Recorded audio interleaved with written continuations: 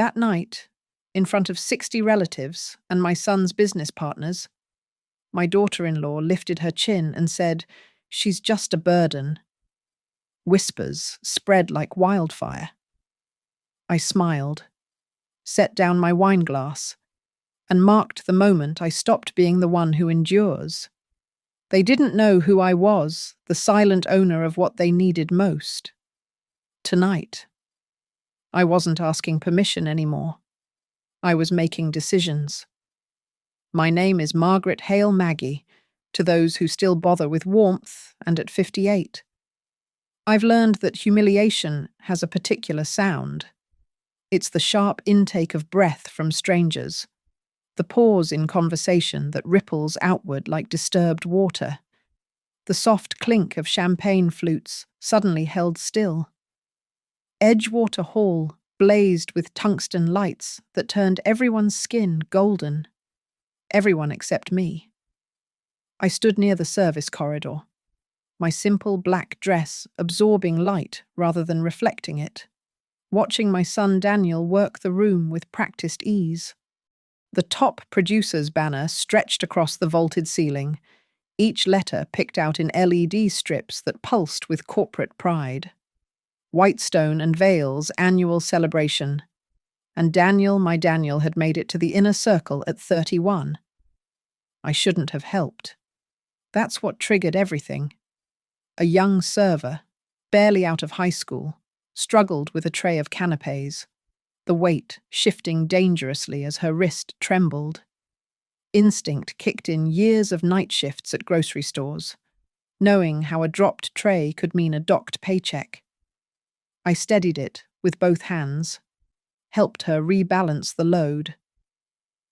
"Don't touch anything." Sloane's voice cut through the jazz quartet's rendition of something deliberately inoffensive. My daughter-in-law materialized in Valentino red, her Cherry Hills upbringing evident in every measured movement. Her fingers, tipped in nude polish that cost more than that server's daily wage, wrapped around my wrist. "I told you," she said, loud enough for the partners' wives to hear. "Just stand there and try not to embarrass us." The server fled. I remained, Sloane's grip still branded on my skin, watching her perform for her audience. She had that particular talent of the privileged making cruelty look like correction, making diminishment seem like guidance. "Daniel's mother used to work nights," she explained to Mrs. Whitestone, whose diamonds caught the moving lights like trapped stars. "She doesn't quite understand how these events work. It's sweet, really. But—" She trailed off, letting the implication settle. "Where is Daniel?" I asked, my voice steady as the bass line thrumming through hidden speakers. "Closing deals. Mother Hale." She never called me Maggie, rarely even Margaret. Something you wouldn't understand. The complexity of what he does now, the level he's reached, it's not stocking shelves. The semicircle of observers widened. Someone's phone appeared, held low but recording. The jazz quartet played on, but the real performance was here, in this pocket of calculated destruction. "You know," Sloane continued, her voice lifting to ensure maximum reach. "We've discussed this, Daniel and I, about boundaries, about understanding one's place. It's difficult enough managing his trajectory without—" She paused, tapped one manicured nail against her champagne flute.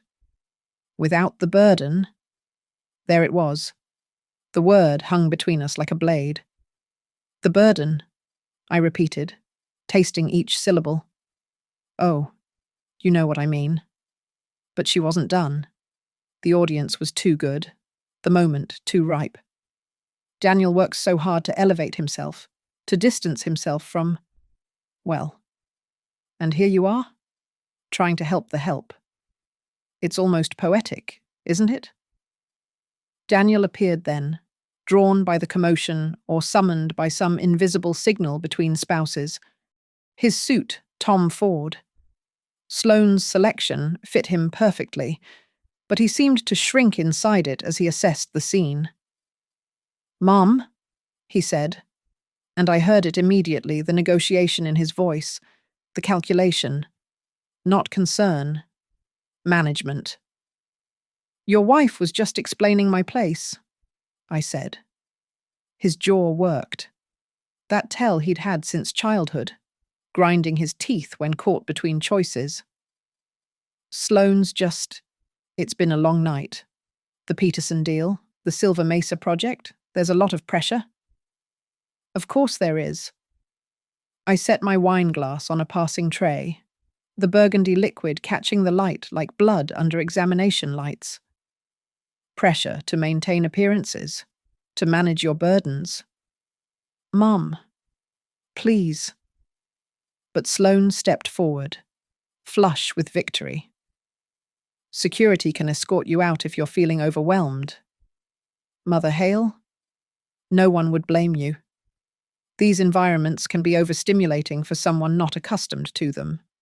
The moving lights swept across us in that moment, the beam catching my glass just as I'd released it, creating a perfect prism that threw rainbow fragments across Sloane's dress. I watched those colours dance, refracted, broken, beautiful, and made my decision. "You're right," I said. "I don't belong here." Relief flooded Daniel's face. Sloane's smile sharpened into triumph. "But not for the reasons you think." I moved toward the exit, each step measured, feeling their eyes and everyone else's tracking my path. At the door, I turned back, found them still frozen in their tableau of success. "Enjoy your evening," I said. "Enjoy it thoroughly." The valet brought my 10-year-old Honda, another embarrassment in the sea of Teslas and Mercedes. But as I drove away from Edgewater Hall, watching its lights shrink in my rearview mirror, I wasn't thinking about cars or clothes or the correct way to hold a champagne flute. I was thinking about ownership, about the papers in my safety deposit box, about Prairie Meridian Logistics and the 32% that had been sitting silent for 3 years. They wanted to label me a burden I would show them who actually carried the weight of their entire world. The storage unit in Aurora smelled like dust and decisions deferred. I hadn't opened it in 18 months, not since my sister Patricia's estate finally cleared probate. The combination lock stuck, then gave way with a sound like breaking promises. Inside, bankers' boxes stood in neat rows, Patricia's peculiar order imposed even in death. She'd been the smart one, everyone said. MBA from Wharton while I was stocking dairy cases at 345, building empires while I was counting register tills. But Patricia understood something the others didn't. Intelligence comes in different forms. You see people, Maggie. She'd told me that last Christmas, morphine blurring her words, but not her intent. I see systems, but you see the humans making those systems work. The papers were in box 7, wrapped in plastic against Colorado's brutal humidity swings. Prairie Meridian Logistics, 32% ownership, transferred to me with barely a whisper. While Patricia's more visible assets, the house in Vale, the art collection went to cousins who'd posted memorial photos on Instagram before her body was cold. PML wasn't sexy. It wasn't tech or real estate or any of the glossy industries Daniel now navigated. It was refrigerated trucks and climate-controlled warehouses, the invisible circulatory system that moved medical supplies across 7 states. Unglamorous. Essential. Patricia had bought in early, when COVID made everyone realize that cold chain logistics for vaccines and biologics wasn't just important. It was critical infrastructure. I'd kept it quiet. That was the plan Patricia and I had crafted during her last weeks, when she could only stay awake for 20-minute intervals. Let Daniel find his own way, she'd whispered, her hand skeletal in mine. Don't let money make him soft. You and I know what it means to earn. So I'd maintained my life, kept the apartment in Lakewood with its view of parking lots and dumpsters, drove the Honda with its check engine light that flickered like a nervous heartbeat. Watched Daniel climb his ladder at Whitestone and Vale, each rung taking him further from the boy who'd helped me sort coupons on Sunday nights, who'd understood that generic cereal meant we could afford his soccer cleats. But silence, I was learning, could be misread as weakness. Rowan Pike answered on the second ring, even though it was past 10 p. Patricia had chosen her lawyers well available, but not obsequious. Sharp, but not sharks. Mrs. Hale, I've been wondering when you'd call. You've been managing the trust beautifully, I said, spreading the papers across my kitchen table, the overhead light harsh but necessary. But I need to become more active. The quarterly reports show strong growth, 14% increase in contracts this year alone. The post-pandemic medical supply chain restructuring has been. I know what it's been. I interrupted, gently but firmly. I read every report, every subsidiary analysis, every competitive assessment you send. I may have worked night shifts, Mr. Pike, but I learned to read financial statements during my dinner breaks. Silence. Recalibration. My apologies. Mrs. Hale, how can I help you become more active? First, I want to know if there are any other shares available for purchase. Quietly. There's been some movement. Tom Brennan is looking to divest about 9%. His divorce is getting ugly. We could structure it through shell holdings. Keep your name off the direct paperwork. Do it. I traced the PML logo on the letterhead, a stylized snowflake merged with a compass rose. Cold chain navigation. And I want a complete analysis of our current contracts. Specifically anything connected to healthcare facilities in mountain regions. Aspen, Vale, Telluride. That's specific. May I ask why?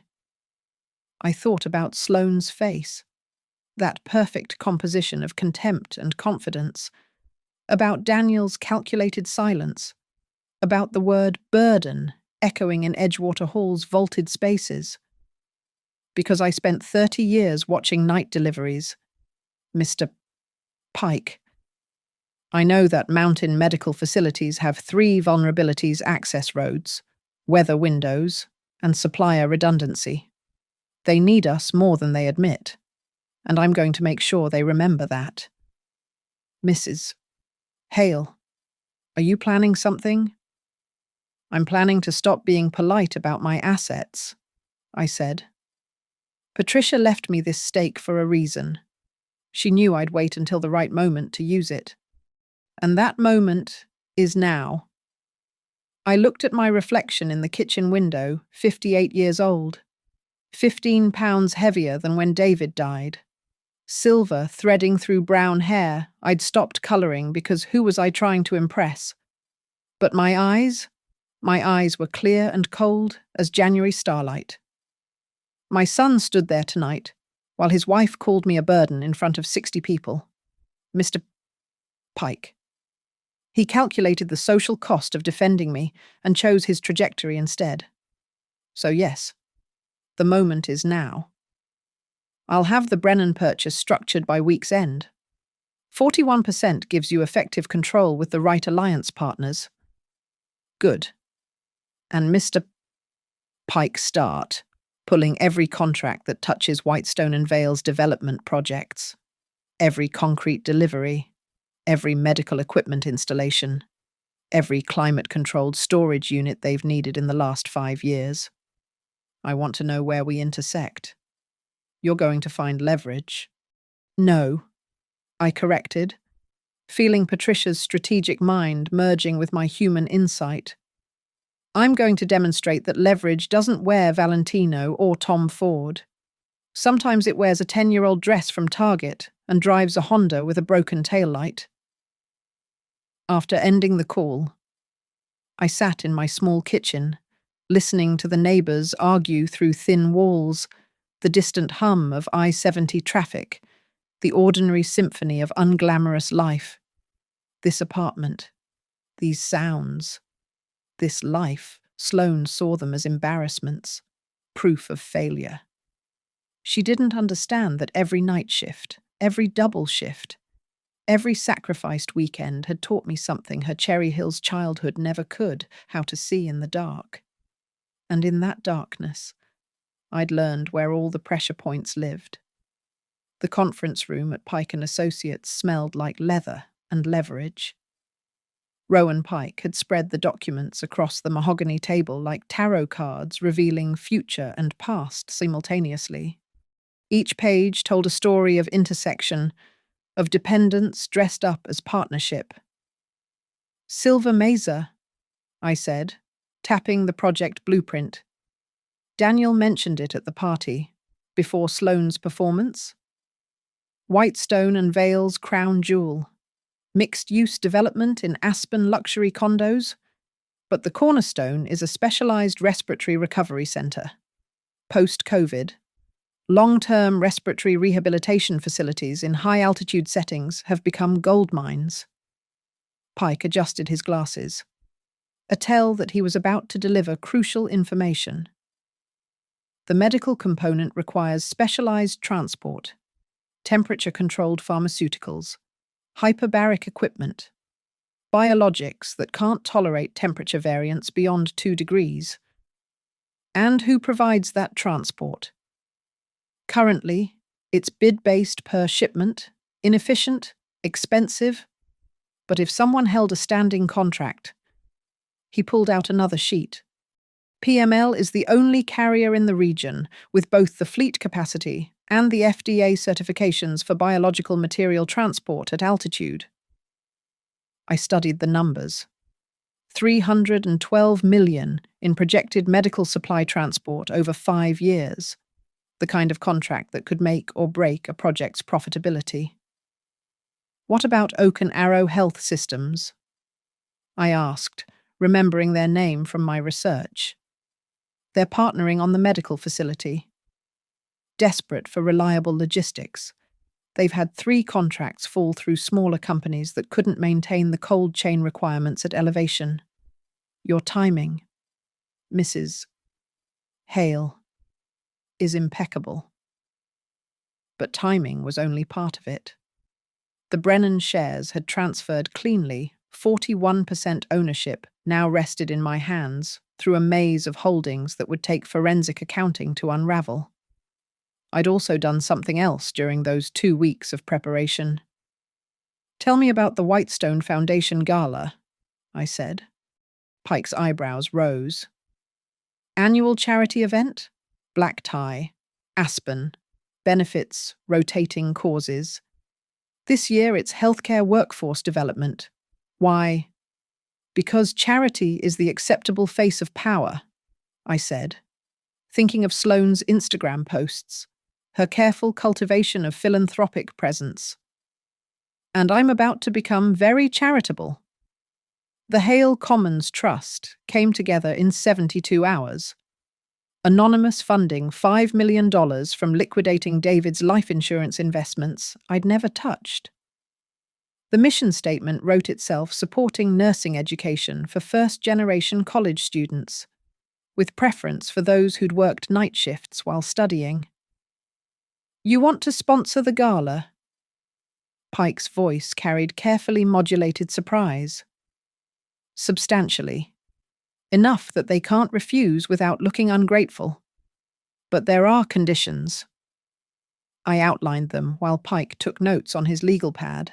Old-fashioned yellow paper for old-fashioned maneuvering. Full transparency in vendor selection. workers' protection guarantees for any construction or service contracts associated with sponsored entities, and a keynote speaker chosen by the sponsor, identity to remain confidential until the night of the event. They'll never agree to the blind speaker, Pike said. They will when they see the donation amount, and when they realize that without PML's exclusive contract, Silver Mesa becomes a logistical nightmare that bleeds money every quarter. You're going to tie them together, the charity offering and the business contract.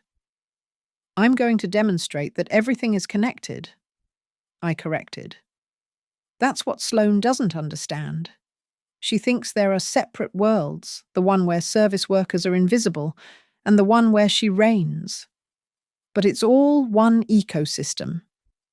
The meeting with Oak and Arrow happened at their satellite office in Denver, a glass tower that reflected clouds and ambition in equal measure.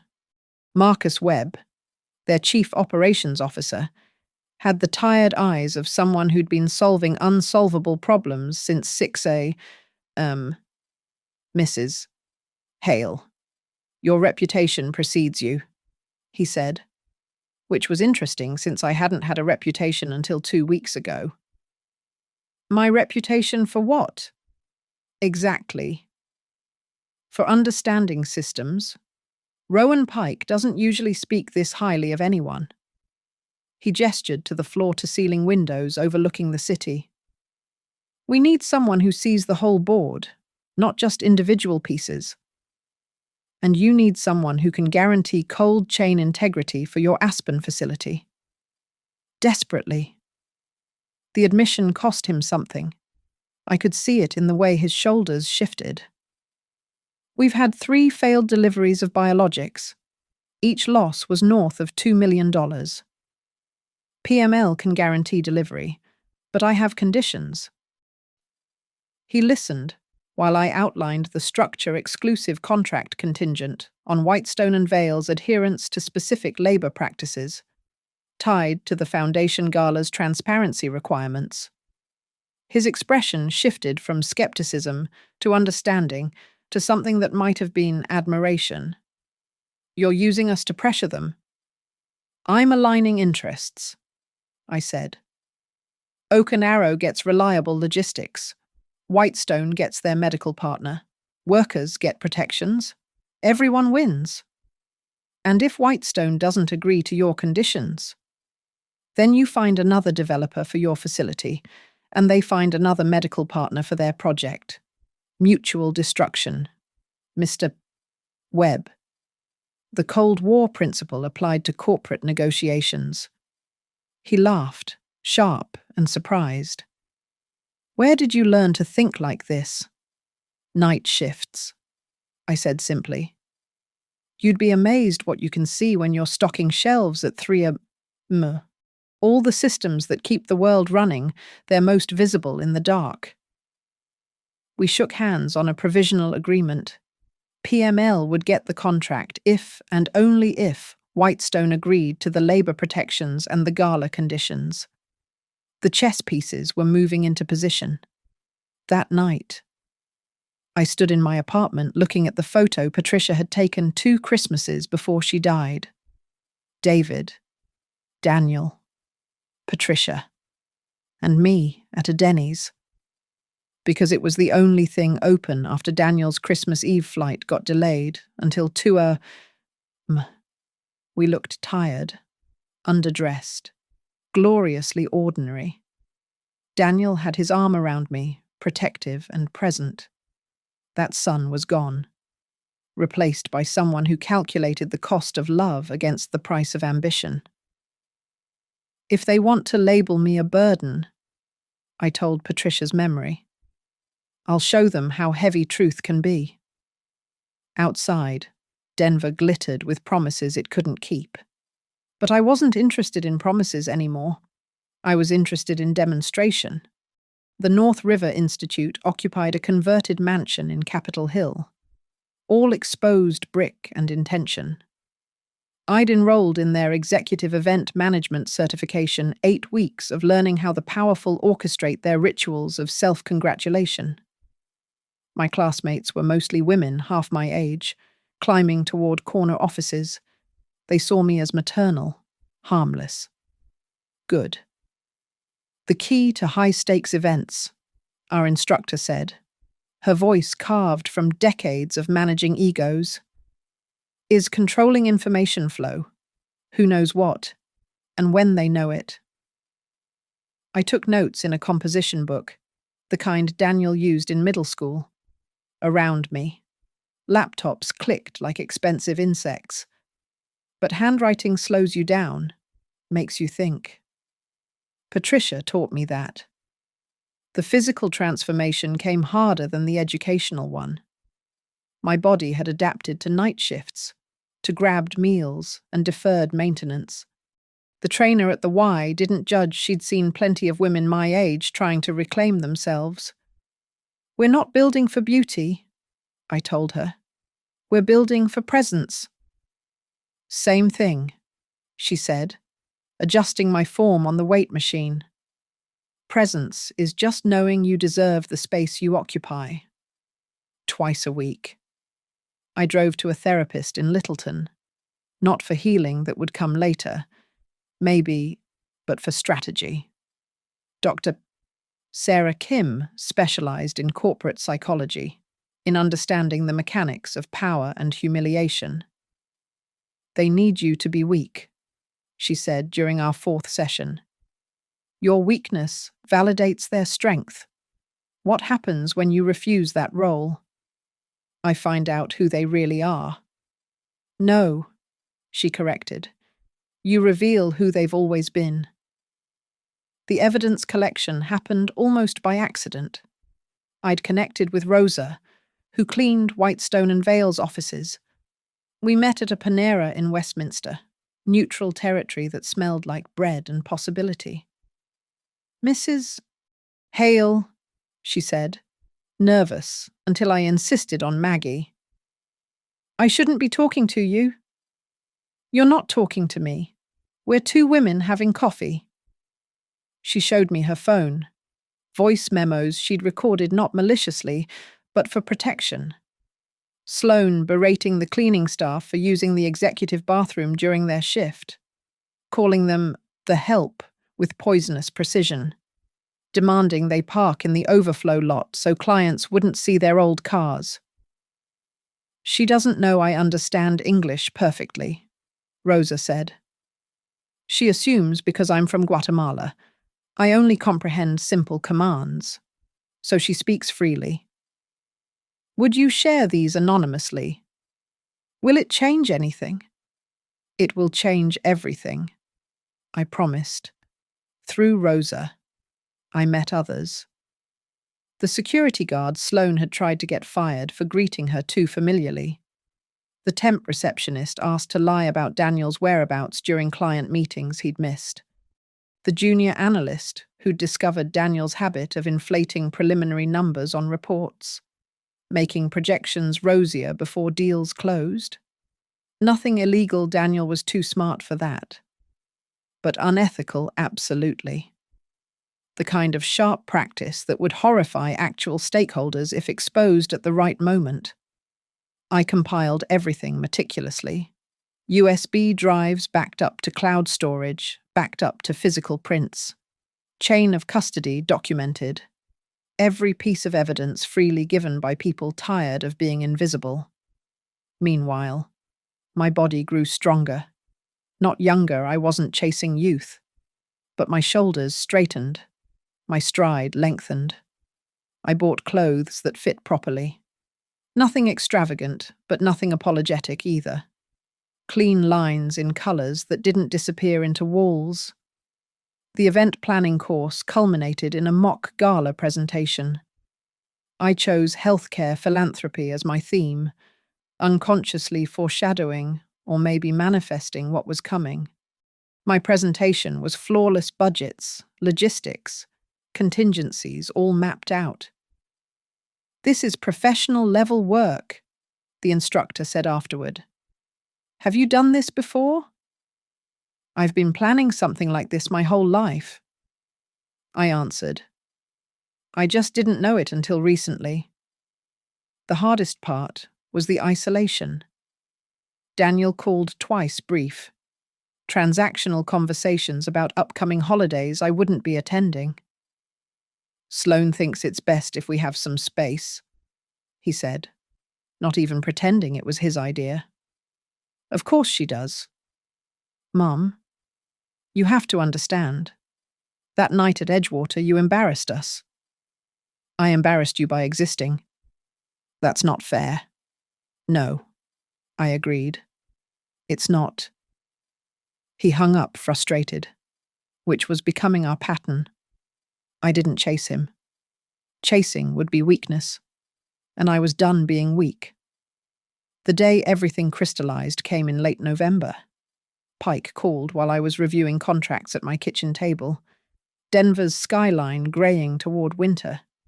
Whitestone just got word that Oak and Arrow is making PML a requirement for the Silver Mesa Medical Facility. They're scrambling to understand why. And they've agreed to meet. All parties.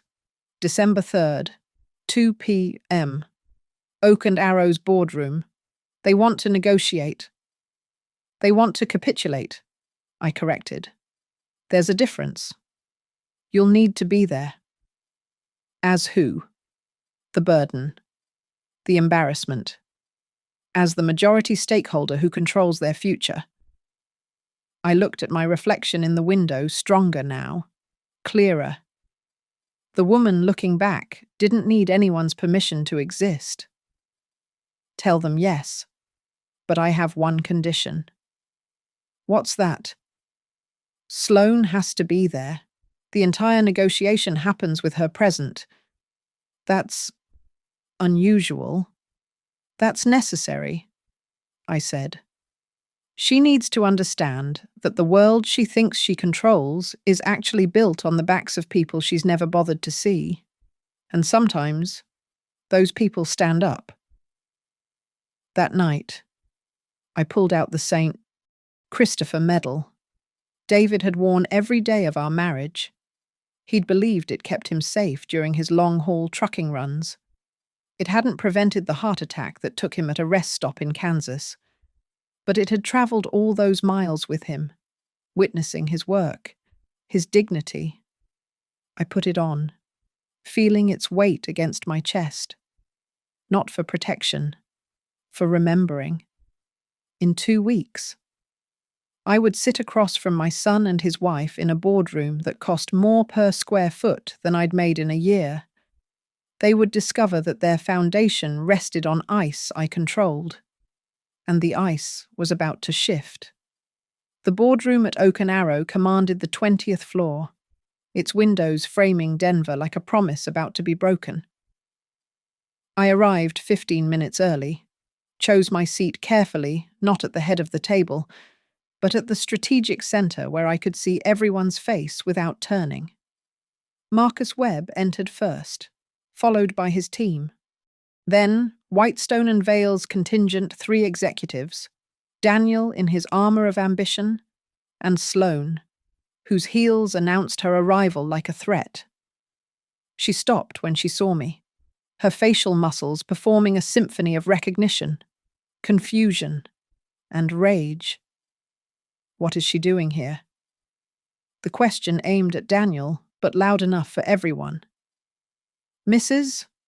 Hale is here as a principal stakeholder, Pike said smoothly, materializing at my right shoulder.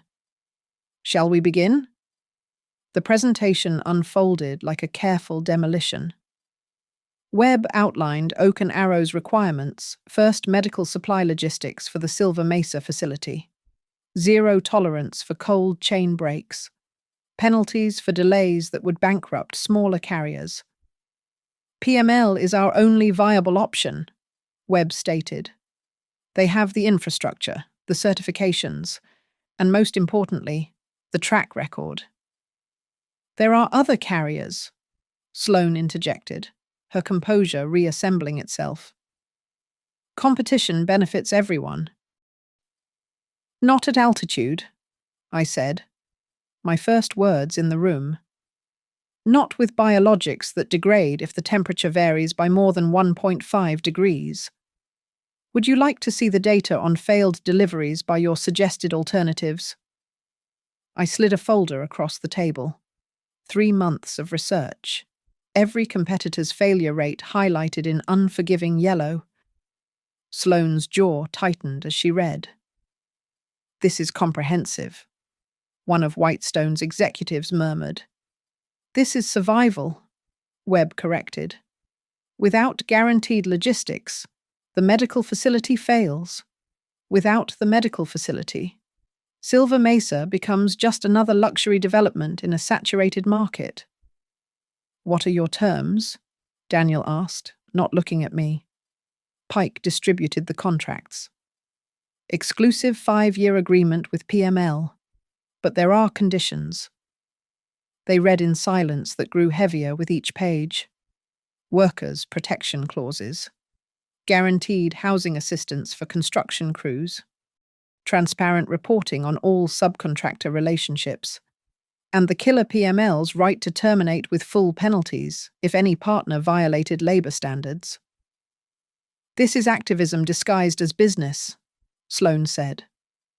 "This is business that acknowledges humans," I responded. "The drivers who navigate mountain passes at 3A? The warehouse workers who ensure temperature controls never fail. The people you call the help." Her face flushed.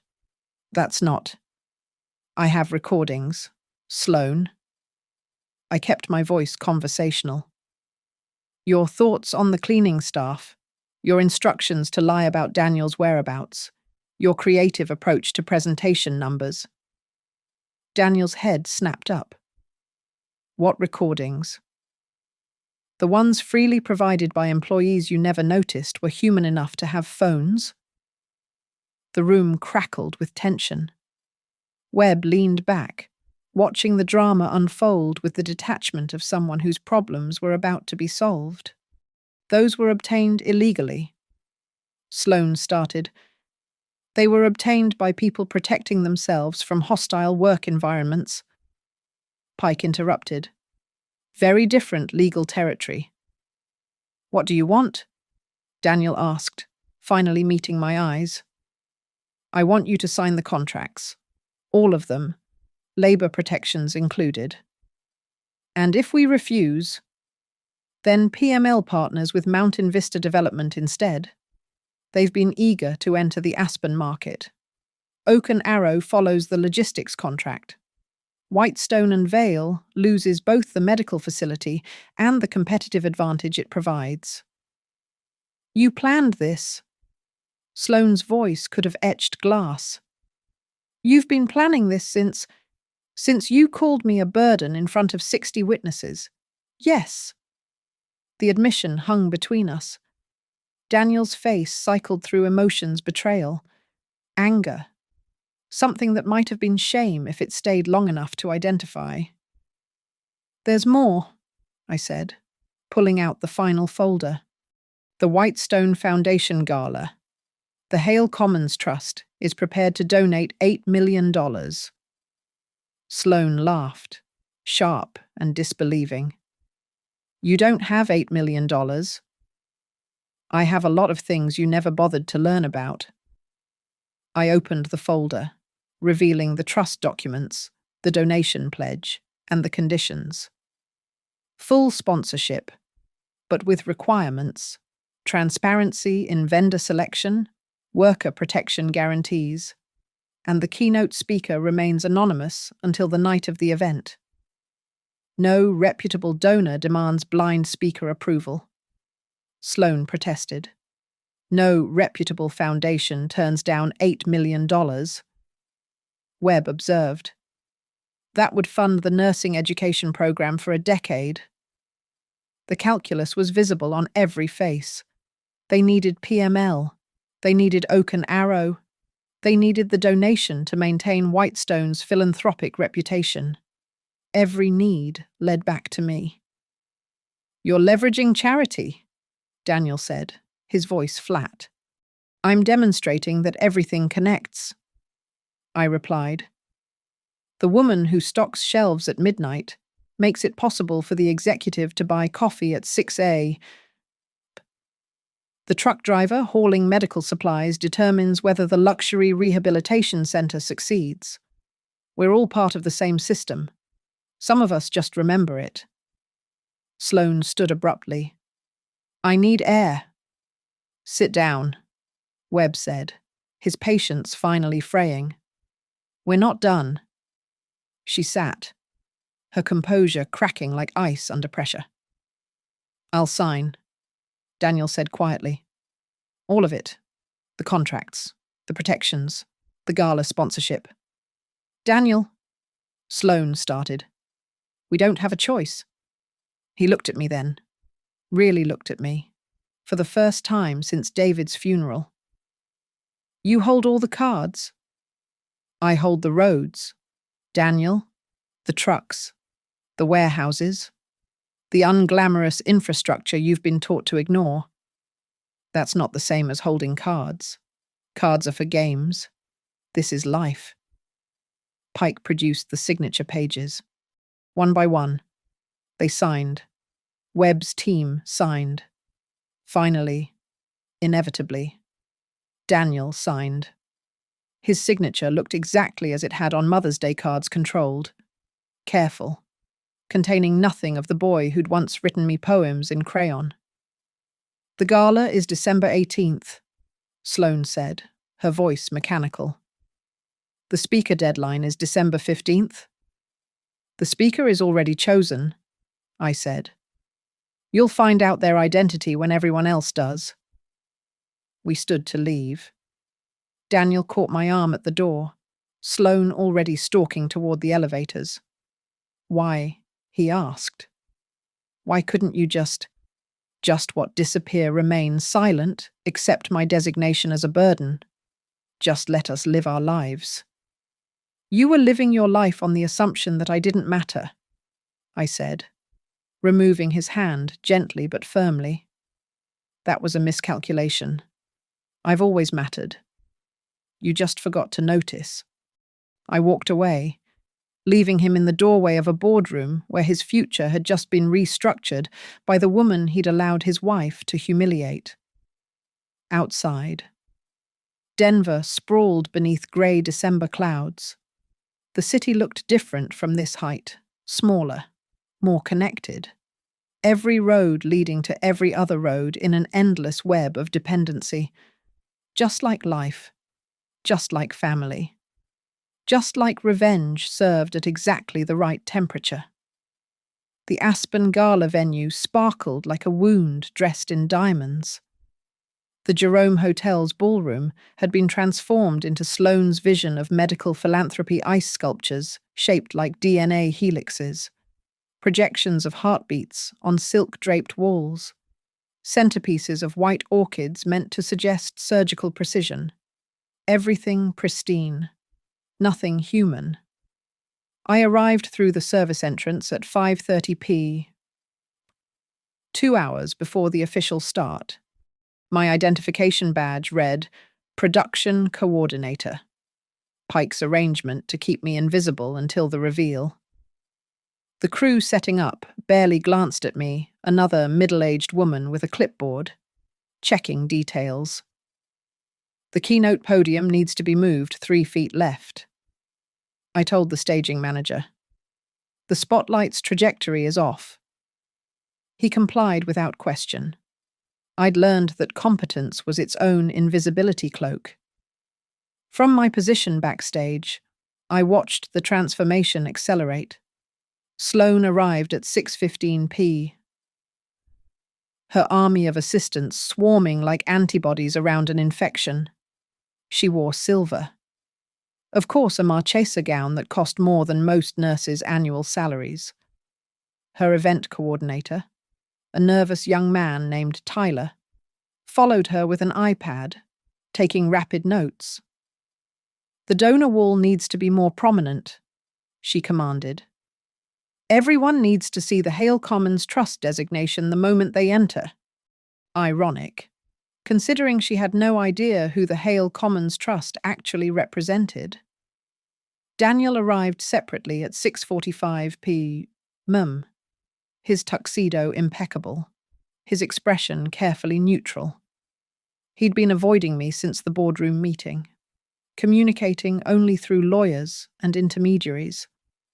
Tonight, that distance would collapse. By 7:30 p, the ballroom filled with Aspen's medical and monetary elite.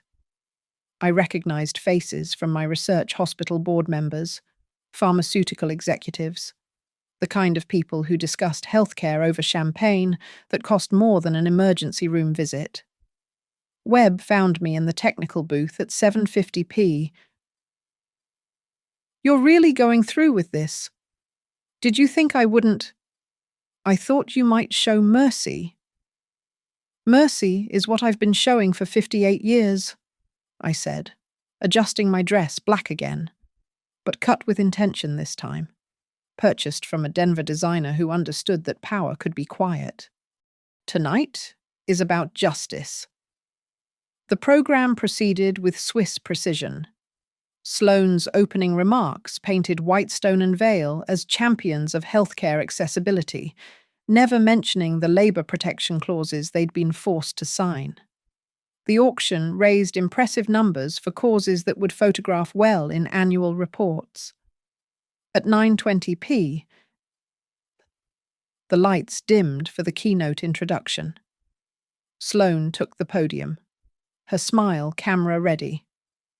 "Tonight's keynote speaker represents our largest donor," she began, her voice carrying practiced warmth. "The Hale Commons Trust has shown unprecedented generosity in supporting nursing education for first-generation college students. Their representative requested anonymity until this moment, but I'm sure you'll join me in welcoming them with the gratitude they deserve." She stepped aside, expecting some grey-suited proxy from a foundation board. I walked onto the stage instead. The gasp rippled through the audience like a stone through still water. Sloane's face went from silver to ash, her hand gripping the podium's edge. Daniel half rose from his table, then sat back down as cameras turned toward him. "Good evening," I said into the microphone, my voice steady as a night shift heartbeat. "My name is Margaret Hale. You might recognize me as the burden who wasn't supposed to touch anything." Nervous laughter scattered through the room. Sloane started toward me, but Webb stood up at his table, a subtle gesture that stopped her. "I want to talk about burdens," I continued, clicking the remote for my presentation. The screen behind me illuminated with photos I'd taken during my night shift years, the break room at 3:45 a.m., workers in hairnets and safety gear, the loading docks where everything the city needed arrived in darkness. This is what burden looks like. People who work while you sleep, ensuring your coffee exists at dawn, your medical supplies remain sterile, your organic produce appears as if by magic. Click.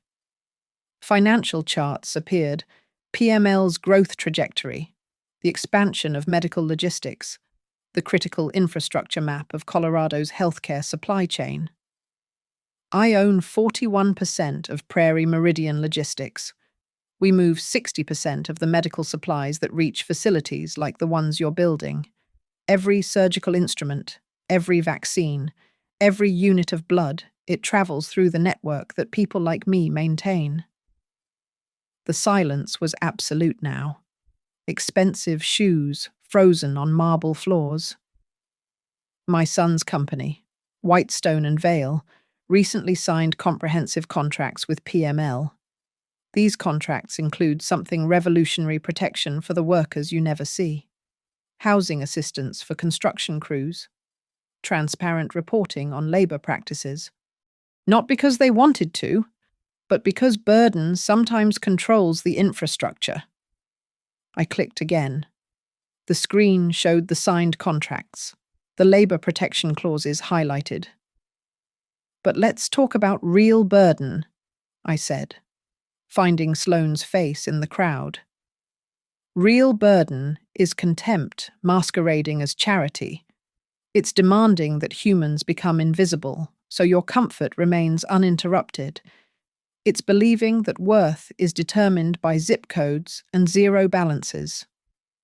The presentation shifted to the voice memos not playing them, just showing their existence, their timestamps, their irrefutable presence. I have recordings of how some of you speak about the people who clean your offices, park your cars, serve your food, legal recordings, freely given by workers protecting themselves. I won't play them tonight. This is a charity event, after all. But they exist, and they matter. Sloane finally found her voice.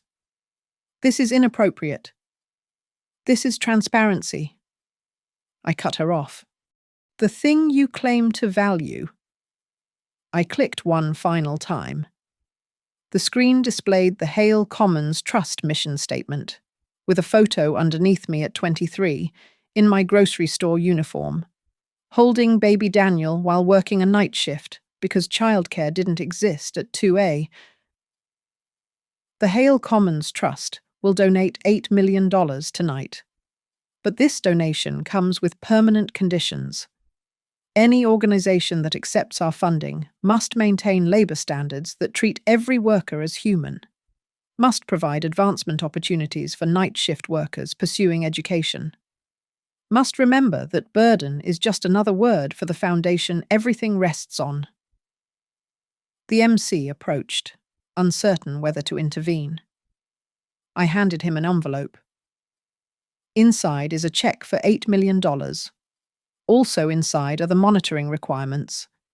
Any organization that takes this money agrees to surprise inspections, worker interviews, and public reporting on labor practices. I turned back to the microphone for my closing. You called me a burden. Sloane, you were right. I am a burden. I'm the weight of every invisible worker who keeps your world functioning. And that weight, that burden, is what holds everything up. I set the microphone down with a soft thud that echoed through the ballroom's perfect acoustics. The spotlight followed me as I walked off stage, leaving Sloane frozen at the podium, Daniel staring at his untouched champagne, and 200 of Aspen's finest recalculating the cost of their comfort. The service corridor was cool and quiet. I could hear Sloane's voice rising behind me, trying to salvage control. But it was too late. The burden had spoken, and everyone had heard. The ballroom erupted the moment I left the stage. Through the service corridor's door, I could hear voices rising like a storm surge shock, admiration, outrage, all mixing into the chaos Sloane couldn't control. I didn't run. I walked back to the technical booth where Pike waited with a tablet showing the live feed. On screen. Sloane stood at the podium, her silver dress catching light like armor that couldn't protect her anymore. This is a manipulation, she said into the microphone, her voice pitched too high. This woman, she's twisted a family situation into... Into what? The voice came from the audience. Dr. Patricia Winters, head of Colorado Medical Associates, stood up at her table. Into accountability, Mrs.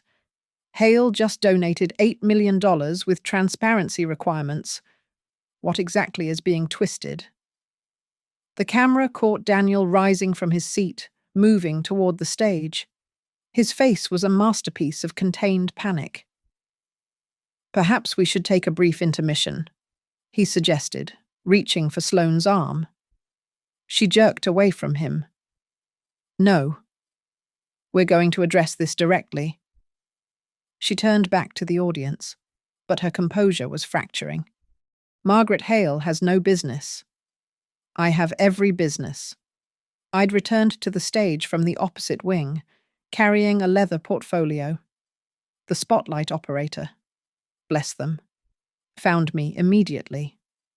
You want to discuss business. Sloane, let's discuss it. I opened the portfolio on the podium, my movements deliberate and calm. Here's an email you sent 3 weeks ago to Tyler about the catering staff. I read aloud, my voice carrying clear across the ballroom. Make sure they understand that visibility is unacceptable. If guests have to see the help, we've already failed. Tyler, sitting at the coordinator's table, went pale. That was about professional presentation standards. Sloane started. Here's another, I continued. About the nursing scholarship recipients who were supposed to attend tonight. We can't have them mixing with actual donors. Set up a separate reception in the basement. Tell them it's more intimate.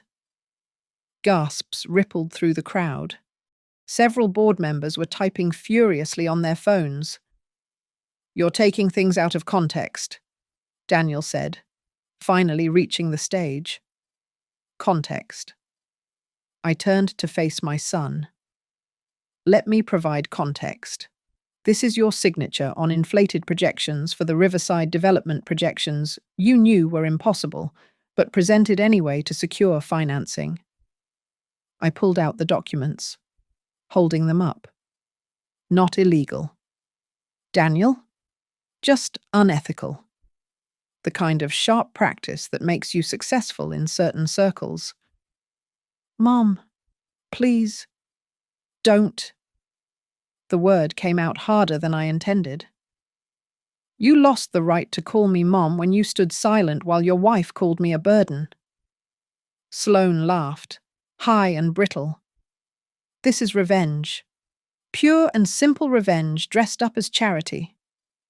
Yes, I said simply. It is revenge. Revenge for every night shift worker you've made feel less than human. Revenge for every cruel word you thought no one important would hear. Revenge for teaching my son that success means stepping on the people who raised him.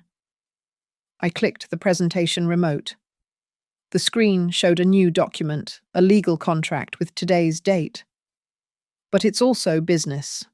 As of 9:45 p. tonight, PML has received competing offers from 3 other development companies for exclusive logistics contracts. Mountain Vista Development has agreed to all our labor requirements, plus a 10% increase in worker healthcare contributions. Webb stood up at his table. Oak and Arrow's board has authorized me to say we'll follow PML wherever they go. The medical facility partnership goes to whoever can guarantee supply chain reliability. The implications landed like physical blows. Without PML, without Oak and Arrow, the Silver Mesa project would hemorrhage money. Whitestone and Vale's star development would become an albatross. You can't do this, Sloane said. We have contracts, which include termination clauses for violations of labor standards, Pike said from the side of the stage, his voice carrying legal authority. The recording of you instructing staff to lie about Mr. Hale's whereabouts constitutes such a violation. The inflated projections constitute breach of good faith negotiations. We'll sue, Daniel said desperately. You'll lose, I replied. And the discovery process will be fascinating for the financial press. The board chair of Whitestone and Vale, Gregory Whitestone himself, stood up slowly. 73 years old. He'd built the company from nothing, and he recognized a checkmate when he saw one. Mrs.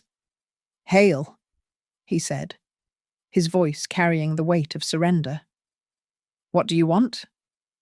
I looked at him, then at Daniel, then finally at Sloane, whose face had gone from silver to snow. I want Sloane removed from any position where she has authority over workers. No PR, no event planning, no human-facing roles. That's my career. Your career is built on treating people as props, I said. Find a new one. I want Daniel to complete a 6-month rotation working in PML's warehouses and driving routes, night shifts. He needs to remember what actual work feels like. That's absurd. That's non-negotiable, Webb interjected. Oak and Arrow's board is very interested in Mr.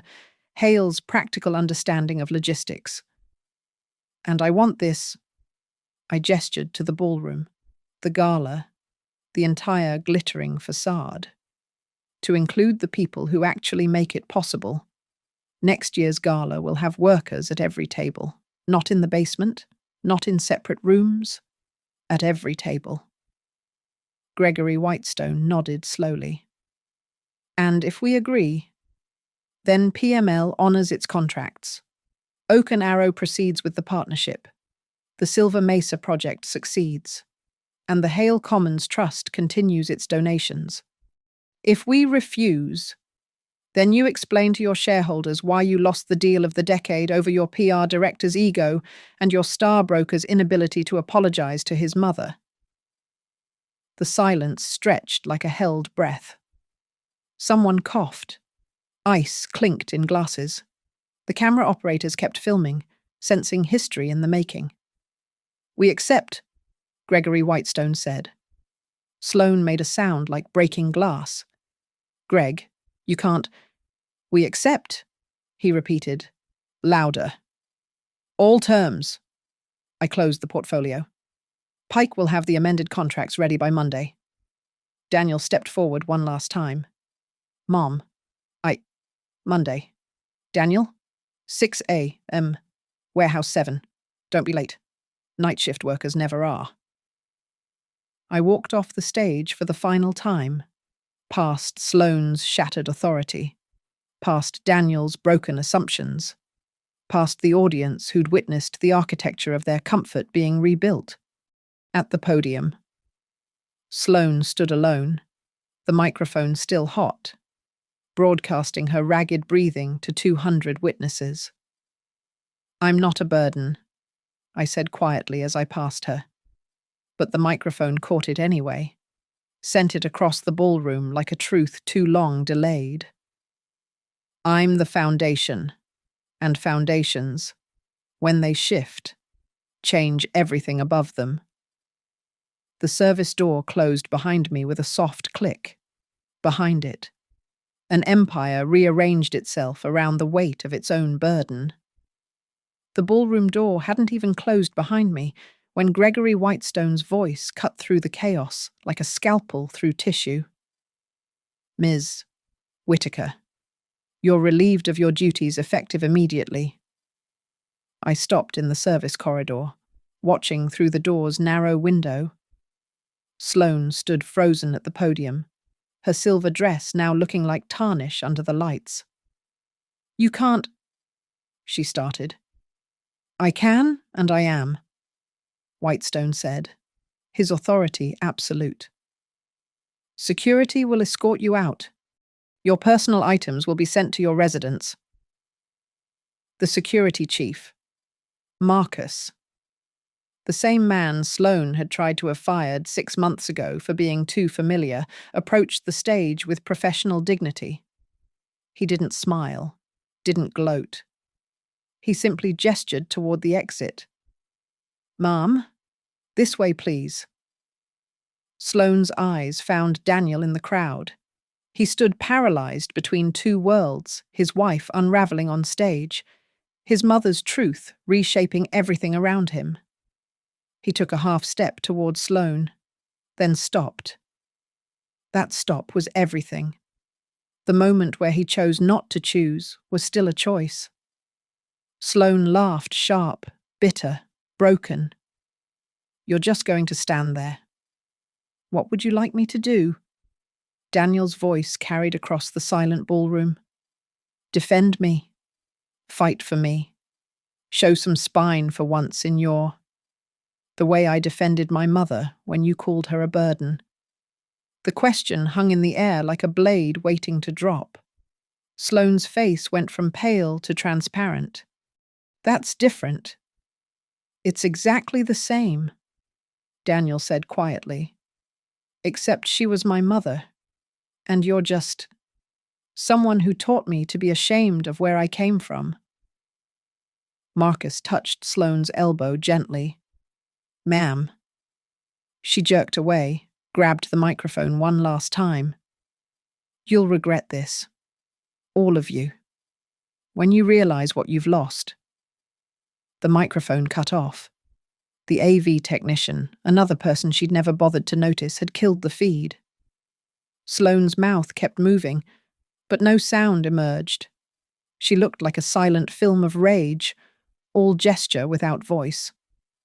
Marcus guided her off the stage. The crowd parted like water refusing to touch oil. Someone started a slow clap, Dr. Winters, standing at her table with a smile sharp as winter. Others joined, not for Sloane's exit, but for her removal. The applause followed her out like a judgment. I walked through the service corridor toward the parking lot, my heels echoing on concrete. The December air hit like truth cold, clean, undeniable. My Honda sat among the Bentleys and Teslas, its check engine light visible through the windshield. Mrs. Hale. Gregory Whitestone stood by a black town car, his breath visible in the mountain air. "Mr. Whitestone. That was..." He paused, choosing words carefully. "Masterful. Brutal. But masterful. It was necessary." "Was it? You could have simply negotiated. Behind closed doors. Quietly."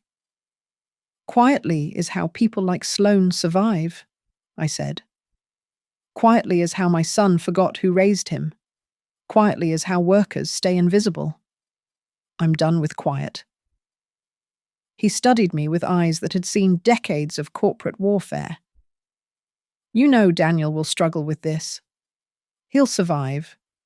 Maybe even grow. And if he doesn't..."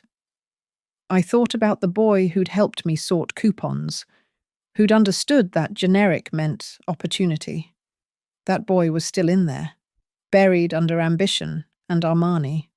"Then he'll learn what it really means to be a burden," I said.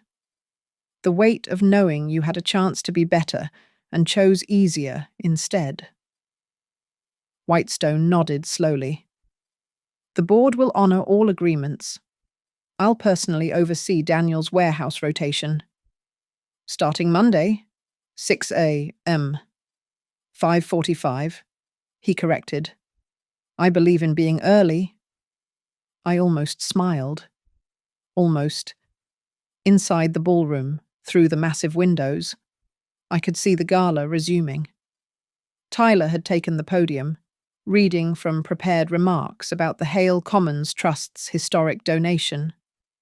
The audience listened with new attention, perhaps wondering who else in their world had power they'd never noticed. My phone buzzed. A text from Daniel. "I'm sorry." 2 words. Not enough. Not nearly enough. But it was a start. I typed back, "Warehouse 7, 5:45 bring work gloves."